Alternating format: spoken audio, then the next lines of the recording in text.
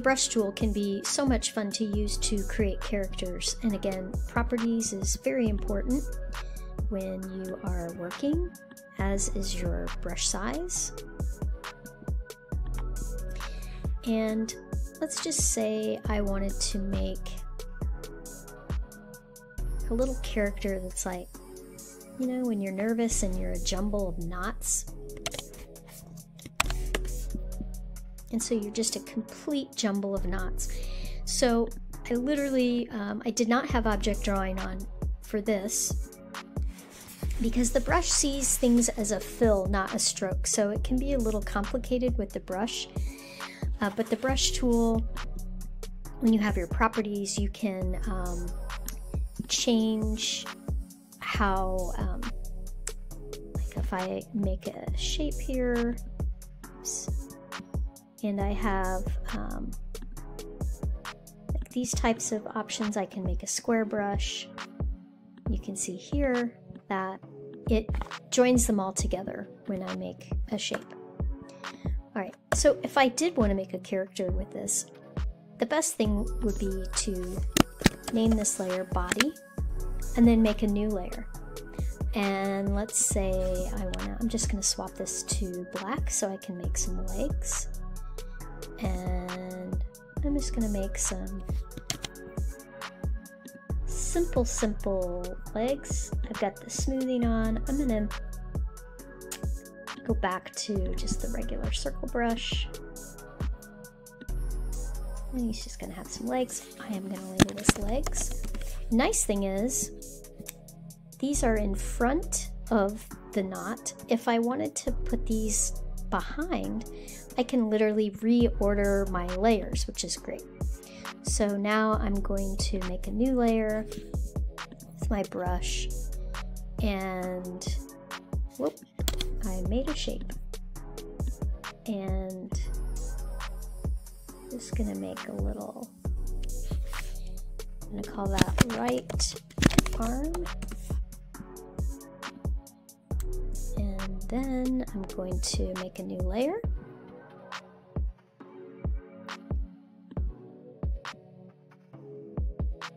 And I'm going to call this left arm. And I'm going to drag this behind the body again, so it looks like it's you know, not part, it's kind of behind it. And when you select on the actual object, you just kind of want to make sure that the way you're moving it, you see these 4 arrows. That's really, really important. Okay, then I'm going to make a new layer.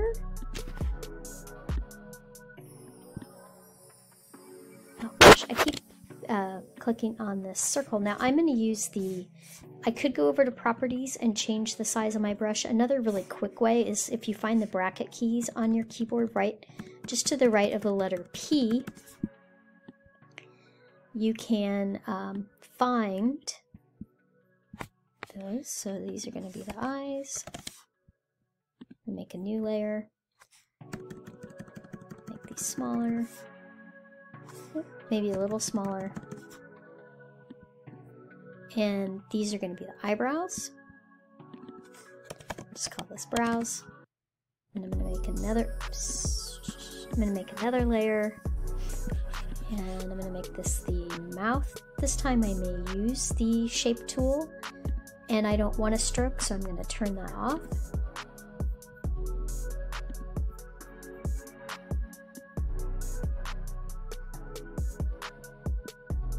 You know, I kind of like it rather without a mouth. So we're just going to take that. So here, just with the brush tool, I have created a very, very simple character. Okay. And the neat thing is with my selection tool, when you roll over this, you can see that little, let me zoom in here. I'll use the hand tool to move over. So with this sub-selection tool, I can actually reshape the brow. With just the selection tool, when I roll over it, I can actually kind of bend it here. You can see that little, you have to be very careful. You have to see that arc. And so that might help it be a more kind of believable eyebrow, right? Now, the way I can move this is if I have my transform tool and I think about how I would want my eyebrow to maybe rotate, I could keep the anchor point in the center, or I could even move it up at the top so it doesn't move from the center as much. I could move it over here to, oops, the anchor point over here to the edge. I guess I would call that the, and so he could move his eyebrows this way. Same thing with the arm. With the free transform tool, this is where I can change how that shape is going to pivot. Same thing with the legs. With this transform tool, don't want to move it, just want to move the pivot point. And you can create this walking sequence, which is really cool. So that's just with the brush, which is great. So now we're going to look at the line and the pen tool, and you can see that my layers are starting to get very, very expanded here. So I'm going to click here on, let's go up here on the very top layer. With my shift key, I'm going to click on the last layer. I'm going to put those in just create a folder, call this knots, and I'm just going to move this into the folder here. So now knots is completely on his own layer and grouped together. So I'm going to make a new layer here, and again I'm going to resize my timeline tool. So with the line tool, the difference is now is that it's going to use whatever the stroke color is. And the line tool, you can't bend it. It's just going to make geometric shapes. If I use the selection tool and I start to move these, you can see that because object drawing was on, it made them as individual lines, whereas if I'm going to type J here. Let's see if this does what I want it to do. Okay, so object drawing was not turned on, therefore any time that those lines are put together, it separates them where they are joined.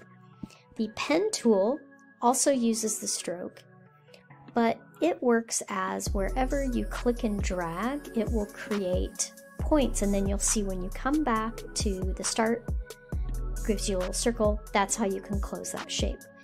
Now, you can also take these anchor points and use the convert anchor point and make these rounded by manipulating this anchor point. You can also use the subselection tool to also manipulate these anchor points. So I can kind of move here. So let's say I'm like, oh, I've kind of got a heart going on here. You can do that. If you need additional anchor points, you can add them to your line, or conversely, you can subtract them from the line. That way, maybe you have, too many changes in the shape and you want it simple. So this convert anchor point, if I click on this, you can see how I can actually make this heart rounded by the way these handles, how far out they stretch, so on and so forth. So the convert anchor point is really, really cool. Lastly, the hand tool again is just to move about. And I did want to show you one more thing. If you were painting in your scene and you actually went out off the stage, this little tool just shows you what that would look like, how it's going to export. Okay, so that's kind of a neat thing. For instance, if my little buddy Knots here, let's see if I can move this here. Here's Knots. And I don't want to move him with my subselection tool. I want to move him with my selection tool. So let's